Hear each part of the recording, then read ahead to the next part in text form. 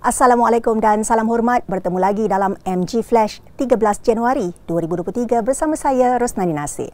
Kita ke berita utama. Perhimpunan Agong UMNO PAU 2022 hari ini dimulai dengan upacara menaikkan bendera Sangsaka Bangsa di dataran Plaza Merdeka pada jam 8.15 minit pagi tadi. Ia dinaikkan Presiden UMNO Datuk Seri Ahmad Zahid Hamidi dengan kehadiran semua kepimpinan parti. Sebelum itu, beliau tiba di dataran Plaza Merdeka kira-kira pukul 8 pagi. Ia disusuli dengan pemeriksaan perbarisan wanita, pemuda dan puteri sebelum menaikkan bendera Sangsaka Bangsa diiringi lagu UMNO Bersatu, Bersetia, Berkhidmat. Turut sama upacara simbolik hari ini Timbalan Presiden Datuk Seri Mohamad Hassan, 3 Naib Presiden Datuk Seri Ismail Sabri Yaakob, Datuk Seri Mohamed Khalid Nordin dan Datuk Seri Mazir Khalid. Bermula 11 Januari lalu dengan perasmian Perhimpunan Wanita, Pemuda dan Puteri oleh Muhammad dan sesi perasmian 3 sayap oleh ketua masing-masing semalam. Ia dijadual akan berakhir esok sebaik selesai ucapan penangguhan Datuk Seri Ahmad Zahid yang dijangka pukul 5 petang.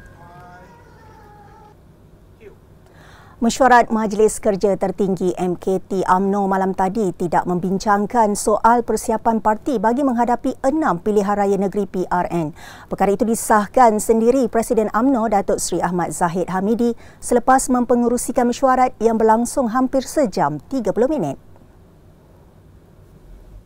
Menurut beliau, mesyuarat yang berlangsung hanya membincangkan soal persiapan akhir sebelum perasmian Perhimpunan Agong UMNO 2022 atau PAU 2022. Memang menjadi kelaziman, kebiasaan bahawa mesyuarat khas diadakan oleh Majlis Tinggi untuk mendengar laporan daripada pengurus tetap untuk persiapan Perhimpunan Agong pada setiap tahun. Dan malam ni pengurus tetap telah membuat laporan tentang persiapan besok.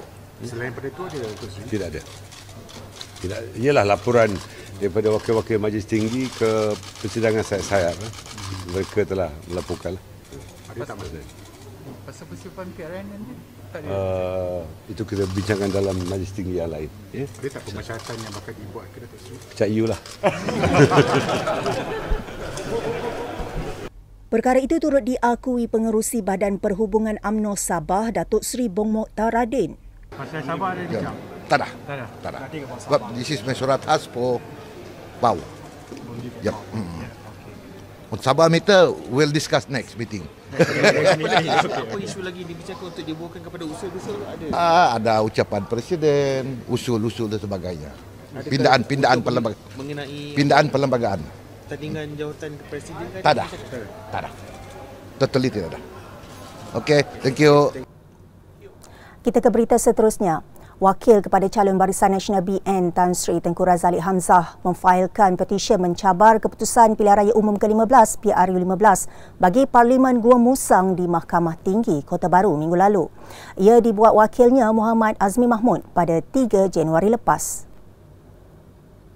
Dalam petisyen berkenaan, Muhammad Azmi melalui barisan peguamnya Tan Sri Muhammad Syafiee Mat Abdullah, Datuk Muhammad Hafarizam Harun, Datuk Abu Bakar Isa Rahmat dan Muhammad Baharudin Muhammad Arif menamakan Ahli Parlimen Gua Musang dari Perikatan Nasional PN, Datuk Muhammad Azizi Abu Naim, Pegawai Pengurus Pilihan Raya Abdul Fattah Hasbullah dan Suruhanjaya Pilihan Raya SPR sebagai responden. Menurut Datuk Abu Bakar, ia antara lain meminta supaya keputusan PRU15 bagi Parlimen Gua Musang dibatalkan dan menggesa SPR mengadakan pilihan raya kecil bagi parlimen berkenaan. Jelas beliau, anak guamnya mendakwa antara lain berlaku politik wang atau pembahagian wang kepada pengundi dan beberapa peti undi dari pusat daerah mengundi PDM tidak dikira selain kertas undi yang tidak dikembalikan. Pengurusan kes berkenaan dibaca buat kali pertama di hadapan Timbalan Pendaftar Mahkamah Tinggi Kota Baru Tuan Nik Habri Muhammad di Mahkamah Tinggi Kota Baru pada Khamis. Pengurusan kes seterusnya akan didengar pada 25 Januari depan. Pada PRU15 lalu, Tan Sri Tengku Razaleigh gagal mempertahankan kerusi Parlimen Gua Musang untuk kali ke-12 apabila beliau tewas mengejut kepada Datuk Muhammad Azizi dengan undi tipis 163. Kita ke perkembangan banjir di Terengganu. Bilangan mangsa banjir berpindah ke Pusat Pemindahan Sementara PPS di Hulu Terengganu semakin bertambah menjadikan 71 orang. Laporan Sekretariat Jawatankuasa Pengurusan Bencana Negeri JPBN Negeri itu memaklumkan setakat jam 8 pagi tadi seramai 23 keluarga diarahkan mendapatkan perlindungan ke PPS selepas kediaman mereka dinaiki air. Semua mangsa yang dipindahkan kini ditempatkan di PPS Balai Raya Kampung Kemat, Hulu Terengganu. Berbanding jam 10 malam tadi, hanya 43 mangsa membabitkan 15 keluarga dipindahkan ke PPS selepas kediaman mereka dilanda banjir. PPS di daerah itu terpaksa dibuka bagi menempatkan mangsa yang mula dipindahkan bermula jam 6 petang berikutan hujan lebat melanda Hulu Terengganu. Banjir dikatakan berlaku susulan limpahan air sungai dan setakat ini hujan dilaporkan masih berterusan. Berdasarkan laman web rasmi Public Info Banjir Jabatan Pengairan dan Saliran, sehingga jam 7.15 pagi mendapati Sungai Nerus di Kampung Langkap, Setiu berada dalam keadaan amaran dengan bacaan 20.45 meter.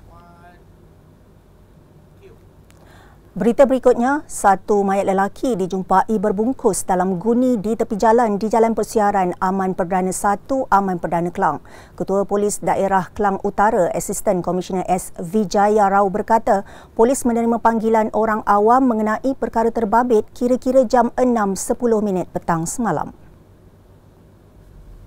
Katanya siasatan awal dijalankan mendapati mayat yang mula mereput ditemui berbungkus di dalam guni putih. Mangsa yang tanpa identiti itu hanya memakai kain sarung berwarna biru tanpa berbaju. Mayat berkenaan dihantar ke Hospital Shah Alam untuk bedah siasat. Kes disiasat mengikut Seksyen 302 Kanun Keseksaan. Jika disabitkan kesalahan, boleh dikenakan hukuman gantung mandatori. Beralih ke perkembangan luar negara.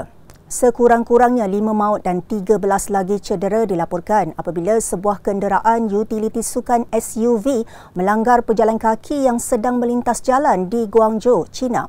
Kejadian berlaku ketika waktu puncak pada jam 5.25 petang di sebuah persimpangan sibuk.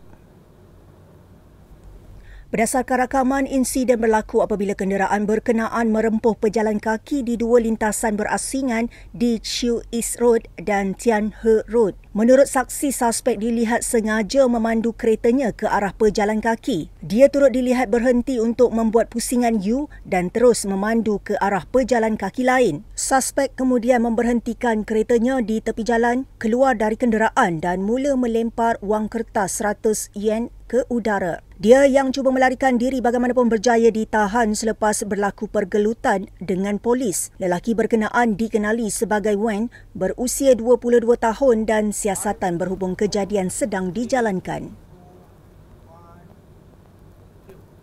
Dengan itu, sekian dahulu MG Flash buat masa ini. Teruskan bersama kami untuk mengikuti perkembangan terkini dari masa ke masa. Hanya di platform media sosial di Malaysia Gazette, di Facebook, Twitter, Instagram dan YouTube atau melalui portal di www.malaysiagazette.com. Terima kasih. Assalamualaikum.